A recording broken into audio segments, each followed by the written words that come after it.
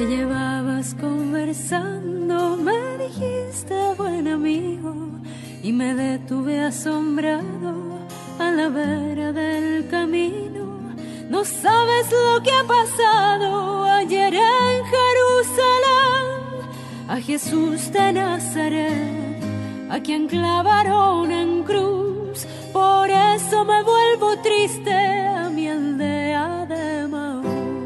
En el camino de Emaús. Por la calzada de Emaús. Jesús mismo se acercó y caminaba con ellos.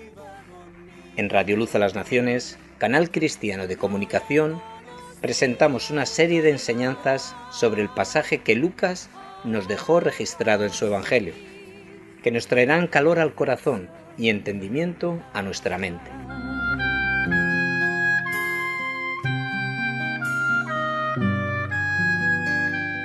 Y se decían el uno al otro: ¿no ardía nuestro corazón en nosotros mientras nos hablaba en el camino y cuando nos abría las Escrituras? Tardíos corazones que ignoráis a los profetas, en la ley ya se anunció que el Mesías padecía. Dios, por medio de su Espíritu Santo, abre su palabra ante nosotros para traernos la revelación de sí mismo. Jesucristo quiere hoy también, como antaño, ponerse a nuestro lado y que caminemos con Él, recorriendo por fe esta maravillosa caminata bíblica.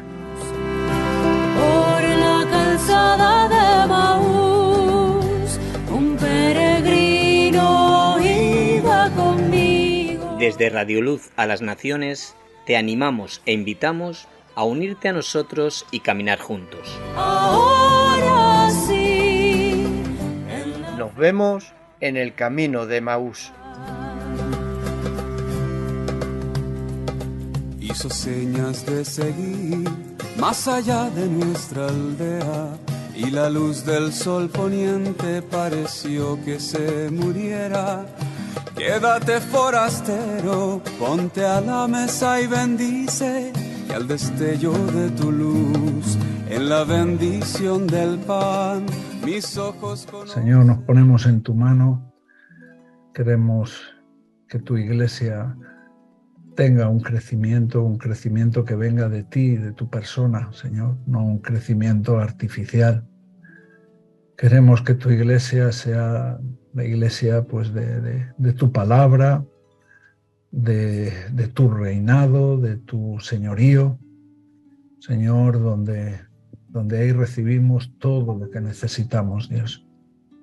Señor, te damos gracias por la oportunidad que tenemos de juntarnos, aunque sea así, utilizar este medio y de poder tener la palabra que tú nos has dejado y revelado para conocerte más y para ver en mayor medida tu grandeza, tu plenitud, quién tú eres, Señor, y todo lo que podemos recibir de ti, oh Padre. En el nombre de Jesús te pido ayuda, Señor, para poder hacer bien esta reunión, este estudio, y ayúdanos, Padre. Amén, Señor. Bueno, muchas gracias. Y bueno, pues tenemos que tener siempre en cuenta, ¿no?, a los hermanos que sufren y, bueno, como nos gusta, ¿no?, que también pues tengan en cuenta cuando nosotros sufrimos, ¿no? Muy bien, estamos en el libro de Levítico y dijimos la semana pasada que íbamos a dar un pequeño salto hasta el capítulo 13 y 14. El capítulo 13 y 14 del libro de Levítico es monotemático en el sentido de que están centrados, son dos capítulos que están centrados en el tema de la lepra, acerca de la lepra. Hay algunos aspectos que igual no nos vamos a meter, como cuando la lepra está en los tejidos, en las paredes, cuando las casas habían tenido lepra, lo que hacían, cómo desmontaban prácticamente las casas, llevaban las piedras fuera del campamento. Y bueno, eso era así con, ya te digo, con el tema de tejidos, de de partes de la casa, de piedras, de cosas. Así que este tema de la lepra, una vez más, nos hace ver la seriedad, la importancia que Dios da a ciertas cosas. La lepra, en principio, lo que sabemos es que era una enfermedad sin cura, no tenía un remedio, un tratamiento. Y también era una enfermedad muy, muy dolorosa. Ya los rabinos en los primeros tiempos tenían una idea de que la lepra era una especie de castigo por el pecado. Y bíblicamente lo que vemos y vamos a ver hoy es esta semejanza, esta ilustración que nos dice la palabra, que nos hace la palabra en cuanto a la lepra en su parecido al pecado, cómo se manifiesta, el daño que hace.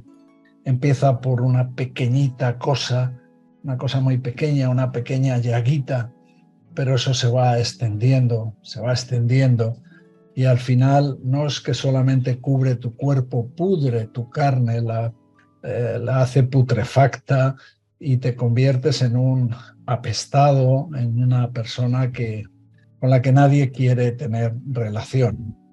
Y en cierta manera, ¿no? Es un poco el desarrollo de lo que hace el pecado en nuestras vidas. También nos hace ver, podemos ver en estos capítulos que, bueno, espero que igual sí que os hayáis leído, era la tarea que teníamos, ver las consecuencias que tenía la lepra, como también tenemos que ver las consecuencias que tiene el pecado para nuestra vida. Era un tipo de enfermedad especial porque además llevaba un trato y una especie de vamos a decir, había una serie de leyes, de ordenanzas, de cosas que tenían que ver con la lepra. Era una cosa tremenda, muy, muy exagerada aparentemente. Y esto nos hace ver, si vamos a traer esta semejanza de la lepra como el pecado, es la importancia que Dios da al pecado, igual que se le está dando a esta enfermedad. Ya en la ley y los sacerdotes trataban la lepra como una enfermedad espiritual. El diagnóstico, la diagnosis, el que hacía una declaración sobre si una persona era leprosa o no era un médico, era un sacerdote. ¿Y cómo lo hacía? Pues a través de las instrucciones que Dios había dejado aquí, pues en el libro de Levítico y en su palabra, ¿no? Así que tanto cuando un hombre era declarado inmundo por la lepra, tanto como si sanaba y era declarado sano, esto lo tenía que ser diagnosticado por un sacerdote. Por eso tenemos la historia de los 10 leprosos, que Jesús, cumpliendo la ley, les manda a los sacerdotes. Dice, id y presentaos a los sacerdotes, porque era lo correcto, era lo que la ley demanda. O sea, ellos ya no podían integrarse en la sociedad, los 9 que se fueron, no podían integrarse en la sociedad por sí mismos. Ya estoy curado, ya estoy sano, venga, ya mañana sigo con mi vida. No. Todo esto llevaba un proceso y ese proceso tenía que estar determinado por los sacerdotes. Así que vemos un poco que Jesús cumple la ley en estas cosas.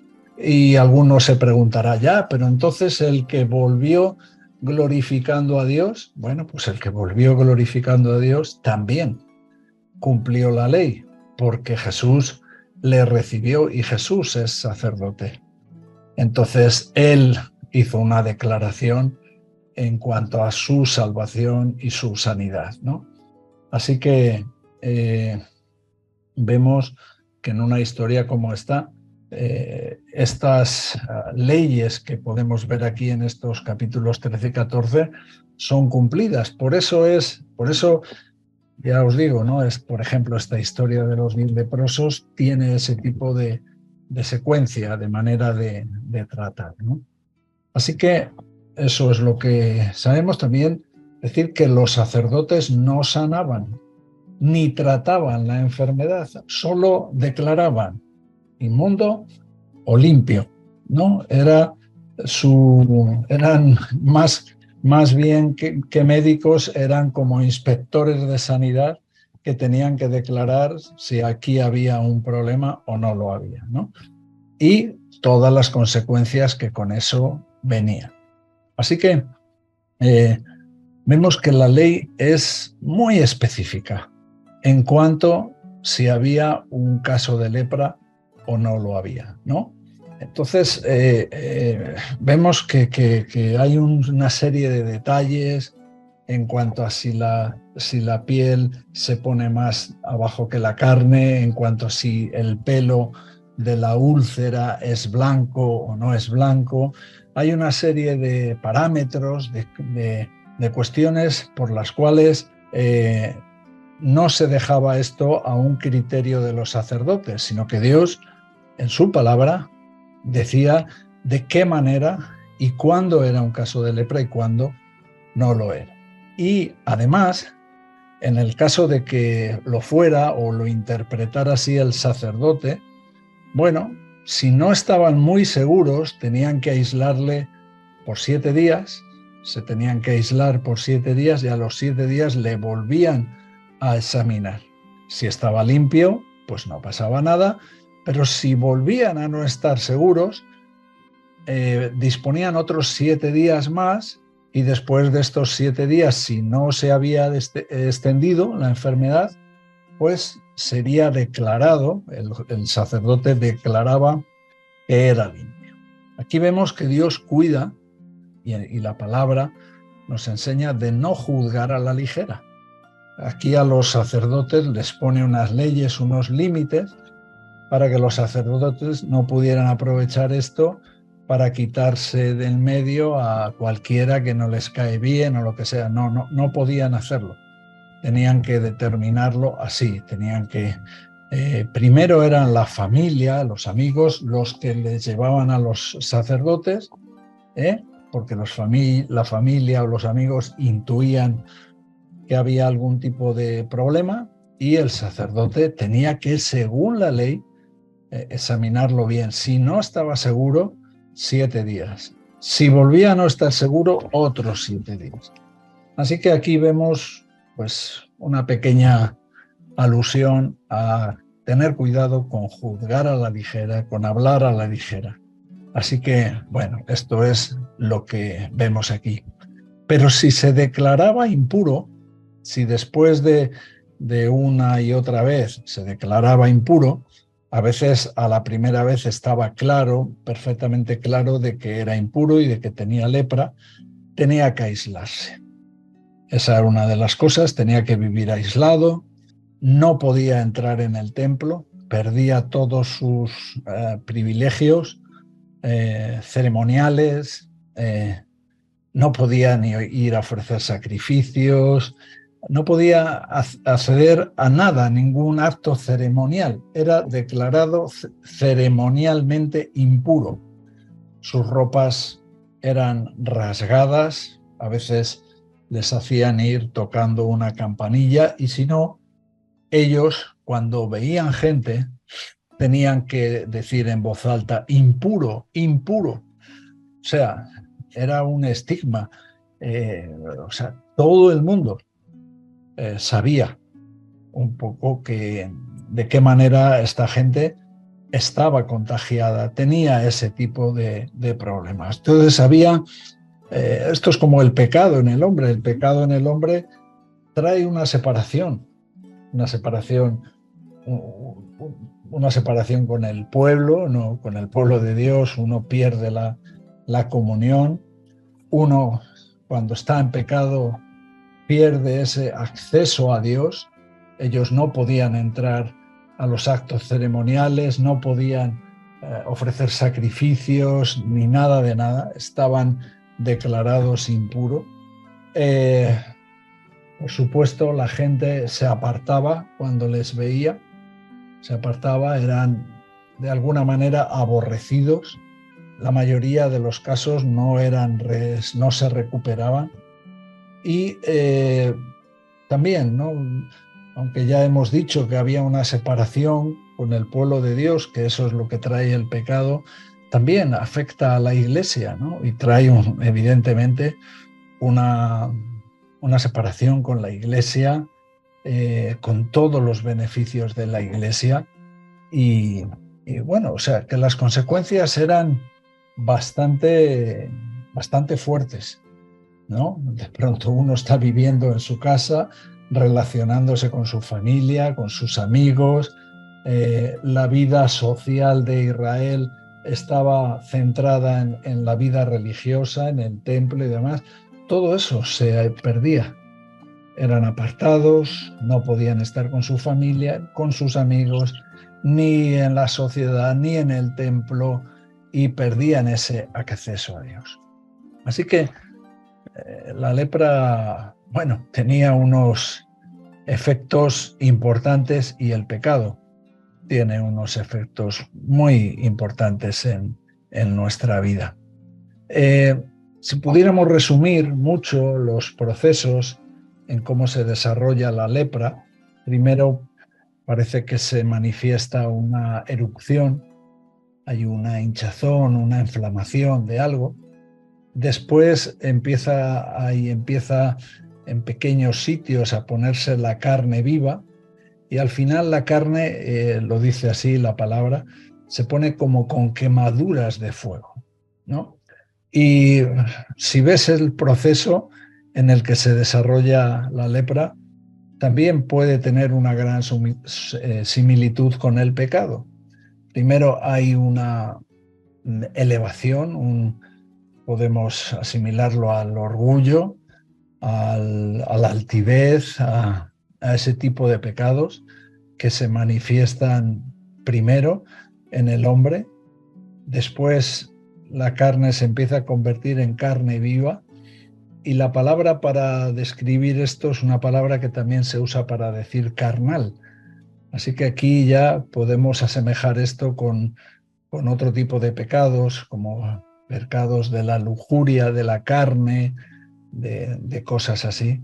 Y tercero, habla de quemaduras de fuego. Y bueno, por hacer una similitud, podemos irnos al libro de Santiago y ver cómo Santiago nos describe la lengua como un fuego que enciende grandes bosques, ¿no? Así que el pecado tiene también su desarrollo y se va desarrollando, y son como líneas que uno va pasando, y al final uno acaba, pues eso, apartado, completamente en un proceso de putrefacción, o sea, se va pudriendo en su alma. Así que podemos ver, ¿no?, muy gráficamente los procesos de la lepra, tanto en su desarrollo como en otras cosas, muy semejantes al proceso con el pecado. Pero sí que podemos decir que ese aislamiento, esa separación, pues posiblemente, no sé si podríamos considerarlo una de las peores consecuencias, ¿no? Cuando el daño que te hace el pecado en tus relaciones con la gente, ¿no? Eso es algo terrible, ¿no? Y que, bueno, hasta que no estás ahí, uno no se imagina, uno no se puede poner nunca mejor dicho, en la piel de un leproso, y uno no se puede imaginar, ¿no?, las consecuencias que puede traer el pecado. Por eso la necesidad veo de este estudio, porque por un lado nos ayuda a ver la gravedad y las consecuencias terribles que el pecado puede traer a nuestra vida, y por otro lado la necesidad de cuanto antes ponernos delante de Cristo y pedir a Cristo que haya una sanidad, porque, bueno, ya sabemos, ya lo hemos dicho, los sacerdotes no tenían un tratamiento, no podían sanar, no había una cura, tenía que haber una sanidad. Y bueno, pues si de alguna manera el Señor ha permitido o nos ha, no sé cómo poder expresarlo, pero permite, podemos decirlo, que podamos vivir una situación así, o no permite, vamos a dejarlo. Sí, es el mismo Señor que nos sana, ¿no? Dios quiere sanarnos, no es que Dios nos permita el pecado. Pero bueno, hay situaciones en la vida que se complican y se complican bastante. Y como Dios no nos sane, pues tenemos que tener cuidado. Así que bueno, quitamos esa parte de que Jesús permite, ¿no? Para no confundir. Entonces, bueno, aquí hacemos una especie de insistencia, de dar mucha importancia a cómo la Biblia ve un asunto como el pecado o cómo la Biblia ve un asunto como el tema de la lepra. Entonces, bueno, ¿qué esperanza tiene un leproso? Bueno, pues evidentemente un milagro, un milagro. Y podemos decir, ¿qué esperanza tiene un pecador? No tiene esperanza, ninguna. No hay solución para nuestros problemas ni para nuestros pecados. ¿Quién va a solucionarnos? Podemos hacer obras, pero las obras no nos salvan. Ya lo sabemos en la Biblia, podemos esforzarnos en cosas, pero no sirve. Necesitamos, como pecadores, un milagro. Y un milagro que sea hecho por Dios mismo. Así que la cruz en sí mismo es un milagro. Es una obra, algunas veces jugando un poco con las palabras, decimos esto, ¿no? Decimos que la Biblia nos enseña que la salvación no es por obras, pero realmente sí que tuvo que haber una obra para ser salvos, y esa obra es la obra de la cruz. Pero ninguna obra que podamos hacer nosotros, evidentemente, solo un milagro, y es que el Dios Todopoderoso tomara forma de hombre, se humillara, se hiciera como uno de nosotros y se humillara hasta la cruz y muriera y al tercer día resucitara. Así que, bueno, aquí vemos esto que hemos dicho, la importancia, la gravedad del pecado, las consecuencias terribles del pecado y la necesidad que tenemos de Cristo. Hay un ritual que es tremendo, es un largo ritual, que es lo que se llama el ritual de la purificación. Entonces, contando que los sacerdotes no sanan, solo declaran, si un leproso veía que su lepra había desaparecido, se tenía que presentar a los sacerdotes. Y los sacerdotes a veces también lo tomaban con calma, lo miraban, lo revisaban, y si estaban seguros de que había habido una sanidad, se iniciaba el rito de la purificación. Y es un rito curioso.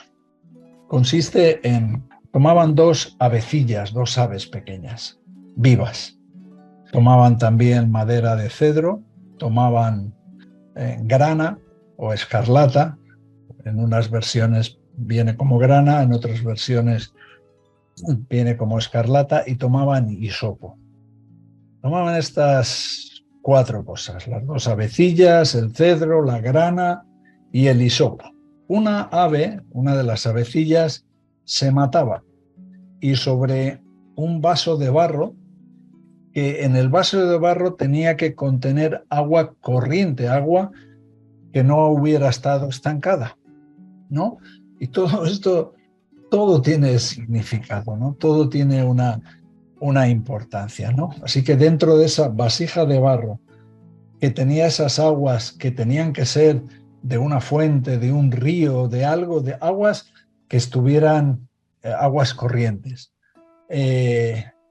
Entonces, el ave que se había matado, se derramaba su sangre y la otra avecilla, la avecilla viva, junto con todo, la madera de cedro, el hisopo y la grana, todo junto se mojaba dentro de este vaso de barro. Y con esto se rociaba 7 veces al inmundo, ¿no? Entonces, una vez que se había rociado al inmundo, la avecilla viva se soltaba y él tenía que lavarse sus vestidos, raparse el pelo, bañarse y esperar 7 días. A los 7 días, el 7º día, tenía que volver a raparse el pelo, volver a lavar sus ropas y bañarse otra vez. Todo esto lo estoy sacando de estos 2 capítulos, pero para no perder mucho tiempo.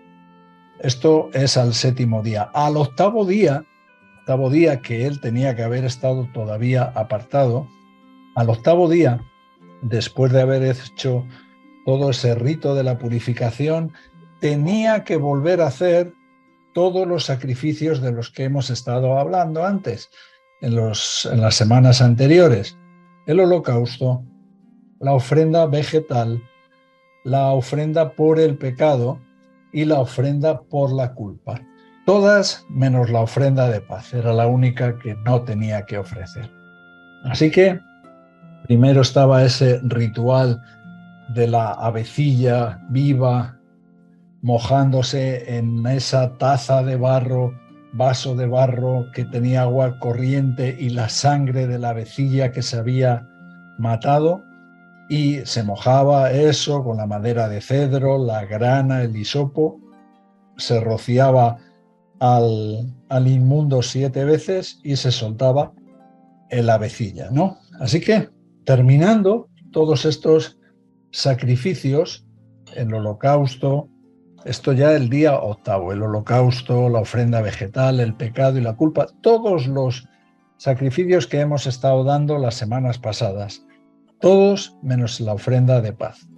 Se tomaba la sangre, pero no de cualquiera de los 4, sino solamente de la ofrenda por la culpa, del sacrificio por la culpa.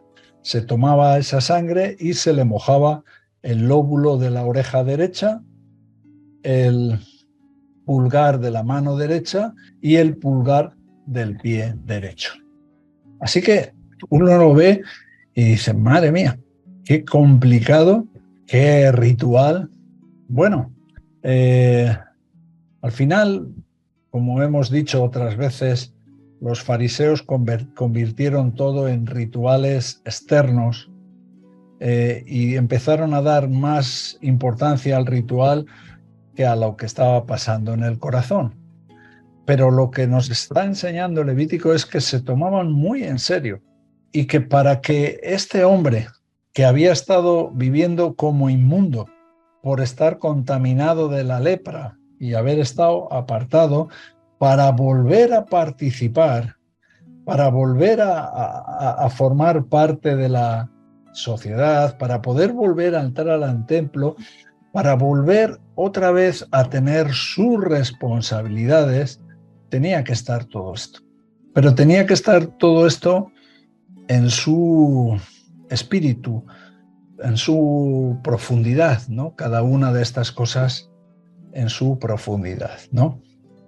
Las avecillas vuelan y se llevan, las avecillas que vuelan, esto luego tiene un significado aún mayor, pero las avecillas que vuelan representan que son las que se llevan nuestra iniquidad, ¿no?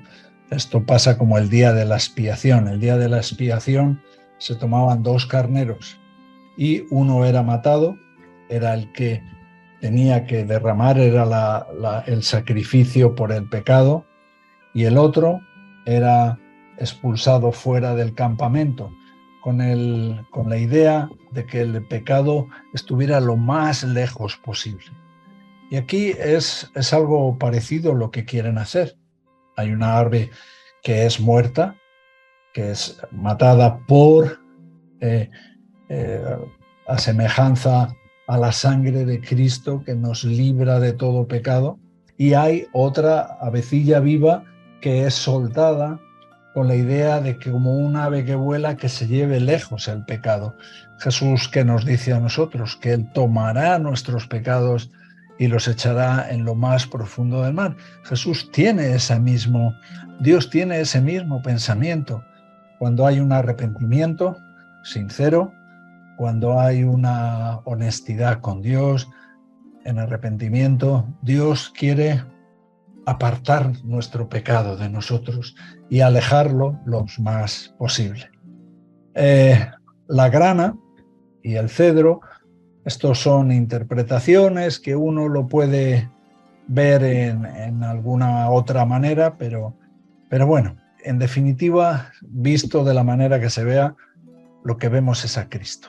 La grana y el cedro son rojos como la sangre de Cristo, que es la única que nos purifica, es lo único que nos limpia de todo pecado. El cedro también desprende un olor agradable, como el sacrificio de Cristo, que fue una ofrenda de olor agradable. Y esto es un contraste, ¿no? De pronto está el cedro, un olor agradable, en contraste con la carne putrefacta que ha producido el pecado. Cuando el pecado viene a nuestras vidas, nos pudre por completo, nos arruina interiormente. Cuando Cristo viene a nuestras vidas, nos limpia y se produce en nosotros, por el sacrificio de Cristo, un olor agradable. El hisopo era una planta pequeña, pero que curiosamente tenía raíces muy profundas. Y muchos ven aquí algo de la humillación de Cristo, cómo Cristo se humilló para ser uno como nosotros. Y también, vistas esas raíces profundas, cómo hasta lo más profundo de nuestra vida, de nuestro ser, de nuestro corazón, hay una limpieza. Cristo no hace una limpieza de imagen. Hoy en día está muy de moda los centros de imagen, la gente va pues a arreglarse por fuera, pero se han olvidado completamente de arreglarse por dentro, ¿no? De limpiarse por dentro, de tener un olor, desprender un olor agradable de dentro hacia el Señor, ¿no?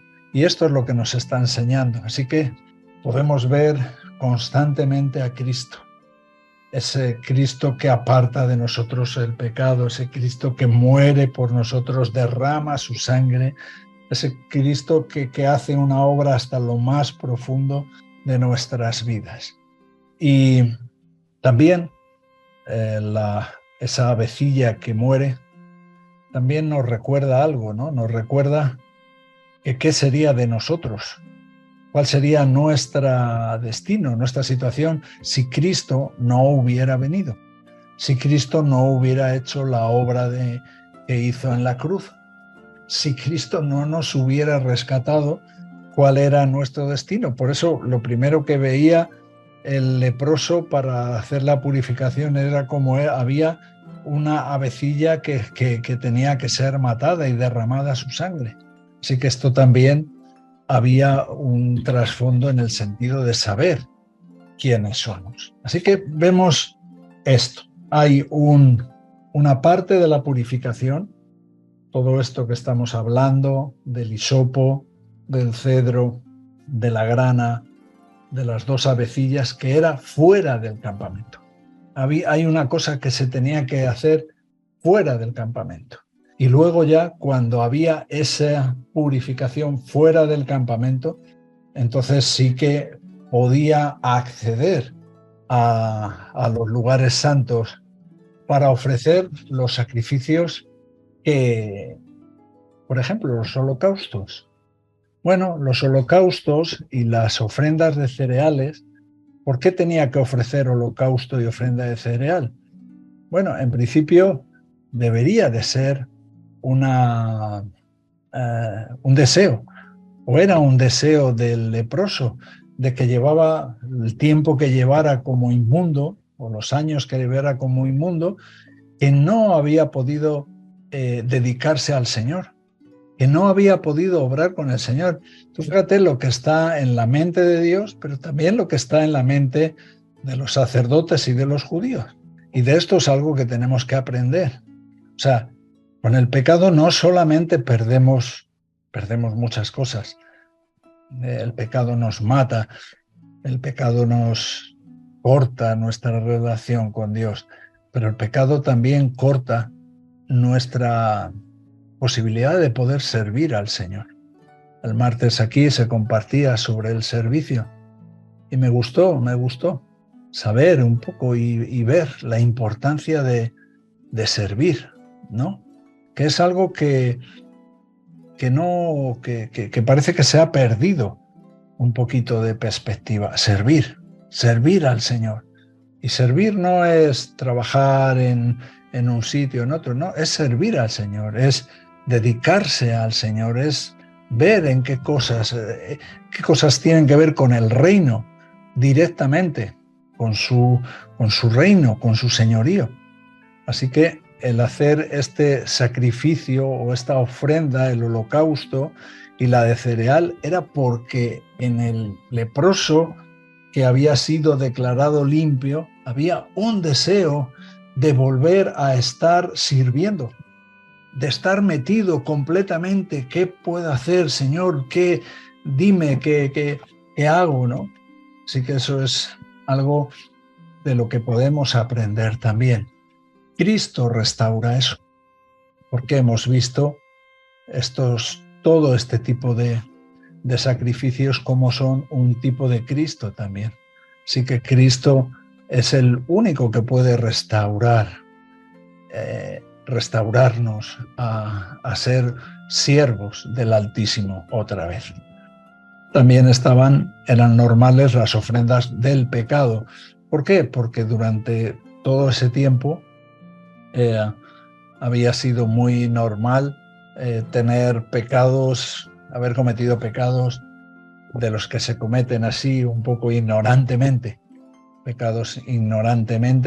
entonces pues tenía que ofrecer un sacrificio por el pecado porque quería poner en orden con Dios, por si acaso, o sea, el leproso no es que dice, bueno, ya, a ver, es que las 2 avecillas, el cedro, la grana, el otro, purificarme 7 veces, luego, venga, ahora un sacrificio de holocausto, un sacrificio de cereal, una ofrenda. O sea, no estaban pensando así.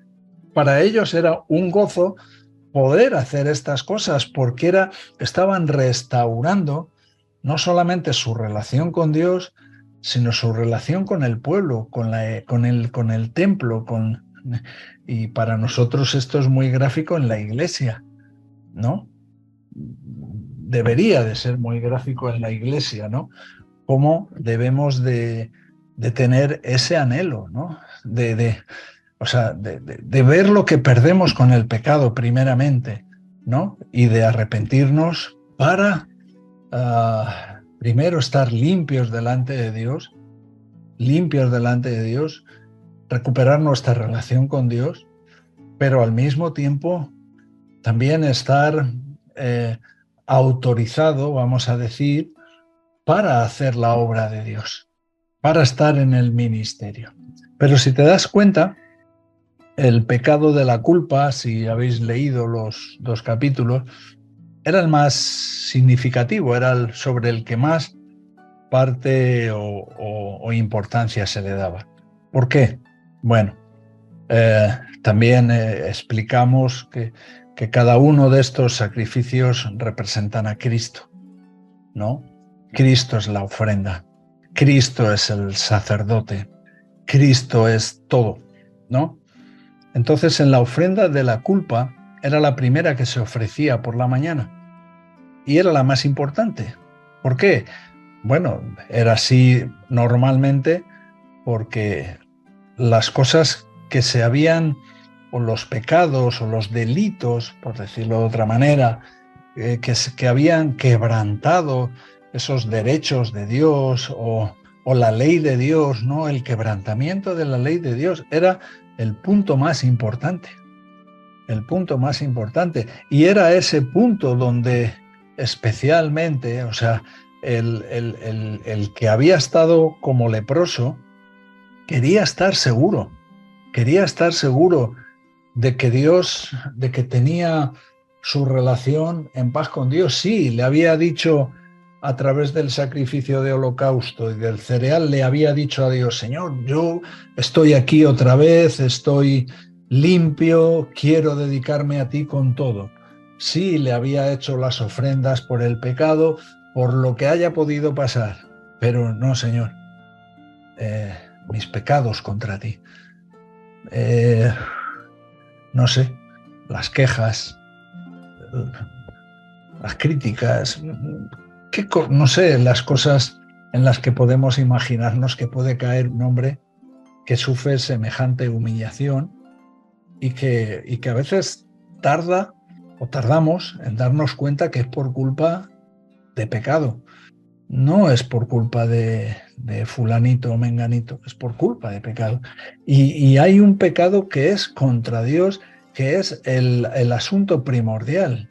No solamente era el primero de la mañana, sino que era asunto primordial. Era del sacrificio de la culpa, del cual había que ponerle sangre en el lóbulo de la oreja, en el pulgar derecho y en el pulgar del pie, ¿no?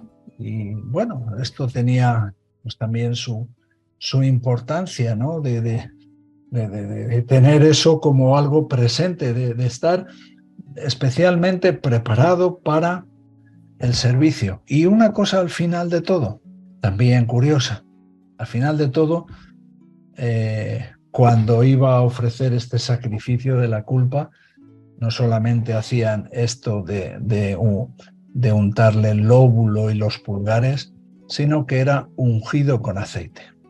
Era ungido con aceite. Así que, bueno, nos hemos podido arrepentir. Nos hemos arrepentido de nuestros pecados. Ojalá. Queremos relacionarnos con Dios. Anhelamos relacionarnos con Dios y anhelamos, según lo que hemos visto aquí, hacerlo de una manera intensa, y todo a través de Cristo, porque Cristo representa cada uno de los sacrificios, cada una de las cosas. Es a través de Cristo, es Cristo el mediador en todo. Así que todo este montón de rituales se simplifican a Cristo. Si tenemos a Cristo y vivimos esa intimidad con Cristo, entonces, bueno, tendremos ese anhelo de estar dando el 100% con el Señor. Tendremos ese anhelo de estar limpios delante del Señor, de haber pedido perdón al Señor por los quebrantamientos de su ley, pero también estamos reconociendo que necesitamos una unción de lo alto para poder hacer la obra de Dios. Una unción del Espíritu que venga con poder a nuestras vidas. Sabéis que en la Iglesia siempre hay muchas discusiones. Ahora, bueno, estuve hablando con un chico que bueno, no ve muy claro este tema de esta segunda experiencia del Espíritu Santo que hablamos a veces, o del bautismo, de cosas así, ¿no? Y lo que quiero decir con esto es que nosotros tenemos que ver, o sea, la gente que no cree, hay grupos que no creen en esto, pero en cierta manera, no puedo juzgar a todos ni a todo el mundo, sería una temeridad por mi parte, pero en algunas cosas puedes ver un orgullo. ¿Un orgullo en qué sentido? Bueno, si tú eres cristiano, haces lo que haces, te comportas, estás en la iglesia y bueno, y desarrollas, haces lo poco que puedes, bueno, pues estás bien. tú cumples, ¿no? Como pasaba con los luteranos, ¿no? Si tú aceptas la doctrina luterana, tú eres un buen luterano. Por eso tuvieron que venir después los pietistas alemanes para preguntar, oye, ¿y la relación con Dios qué? Pero si creemos, nosotros que sí creemos en algo como el bautismo del Espíritu Santo, en una segunda experiencia, en la unción del Espíritu, como quieras llamarlo, lo que sí que tenemos que reconocer es que estamos faltos, que hay una falta, que hay una necesidad, hay una escasez, no por el dador, porque el dador es dador generoso, es que el dador es Cristo. Cristo es el que nos bautiza, el que nos unge con el Espíritu Santo, para que podamos hacer su obra, porque sabe que si no es así, difícilmente vamos a poder hacer la obra de Dios. Bueno, iremos a la iglesia, seremos parte de una iglesia, estaremos allí, nos gustará un día el sermón, otro día vaya pesado que ha estado, otro día se me ha hecho larga la reunión, bueno, hoy ha estado bien y estaremos así y ese será todo nuestro desarrollo, el de la vida cristiana. Pero ¿qué de la obra de Dios? ¿Qué de servir? De lo que nos hablaban el martes aquí. ¿Qué de servir? ¿No? El que quiera ser el primero, que sirva, ¿no? Es lo que nos hablaban este martes. Así que mira cómo Dios hace las cosas. Dios ha transformado, hace un milagro que transforma a un pecador, un leproso, inmundo, que nadie quiere nada con él, con vestidos rotos, el pelo rapado, lleno de llagas, putrefacto. Esa era nuestra condición, ¿no? Nosotros no estábamos mucho mejor. No estábamos mucho mejor. Esa era nuestra condición. De ahí nos ha sacado Cristo y nos ha hecho siervos. ¿Pero ahora qué? Si somos siervos, hay que servir. Si somos siervos, hay que servir. Tenemos que servir. Servir al Señor. No servir al hombre, servir al Señor. Así que, bueno, es muy gráfico y muy interesante para mí estos dos capítulos, 13 y 14 de Levítico, que nos han hablado de la lepra y cómo podemos ver constantemente a Cristo en todo, en cada parte, en cada detalle, en cada situación, ¿no? Así que una vez más aprendemos a ver a Cristo y estamos adelantando un poco en el camino de Maús, ¿no? Hasta como cuando a aquellos se les abrieron los ojos y dijeron, ¡hey! Aquí está, quédate con nosotros, ¿no? Bueno, espero que haya podido ser de bendición para vosotros. Vamos a orar para despedir la reunión. Hola, Aloel, buenas tardes. ¿Nos podrías hacer el favor de poder terminar la reunión con una oración? Claro. Oh Señor, como nos has instruido por medio de tu palabra, todas partes, cosas que tienen que ver con tu Hijo en primer lugar y entonces con nosotros. Nos demuestras como tú ves el pecado como una lepra incurable. He visto la misma cosa en Jeremías, la situación de Israel, imposible. Y tú eres el único a quien podemos ir. Sí, Señor. No hay otro remedio en todo el universo. Señor, solamente se encuentra en Cristo Jesús, que ha venido fielmente para salvar al pecador. ¿Cómo nos ves, Señor, en nuestro pecado? Apestosos,